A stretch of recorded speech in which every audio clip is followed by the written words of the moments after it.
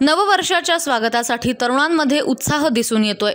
नववर्षाच्या स्वागताकरता शासनानं 31 डिसेंबरच्या रात्रीपासून 1 जानेवारीला पहाटे 5 वाजेपर्यंत सेलिब्रेशनसाठी परवानगी दिली आहे, परंतु त्यासाठी काही अटी शर्ती लागू आहेत। नववर्षाच्या स्वागताच्या पार्श्वभूमीवर शहर आणि जिल्ह्यात अवैधरित्या मद्याची तस्करी होण्याची शक्यता आहे। त्यामुळे राज्य उत्पादन शुल्क विभागानं भरारी पथके तैनात केली आहेत।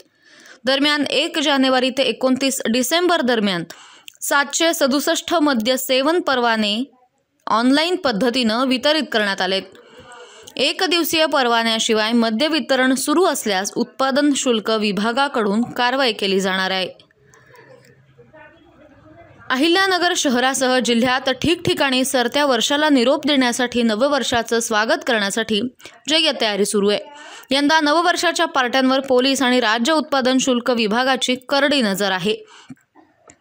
गुन्हे शाखेच्या पथकांकडून अंमली पदार्थांच्या वापरावर लक्ष असणार आहे। मद्यपी टवाळखोर धिंगाणा करणाऱ्यांना ताब्यात घेत संबंधितावर प्रतिबंधात्मक कारवाईचे गुन्हे नोंदवले जातील। शहरात हॉटेल्स, परमिट रूम आणि बियर बारमध्ये जोरदार तयारी आहे। पोलीस प्रशासनानं हॉटेल चालकांना आवश्यक सूचना दिल्या आहेत।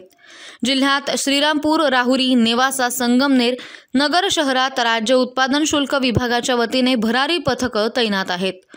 परवानाधारकांनाच मद्य देण्याची सूचना आहेत। तसेच अवैध मद्याच्या तस्करीवर करडी नजर राहणार आहे। मद्य विक्री दुकानात 1 दिवसाचा परवाना उपलब्ध आहे। नागरिकांना esmahaonline.gov.in/home/ या पोर्टलवर स्वरूपातही परवाना मिळवता येईल।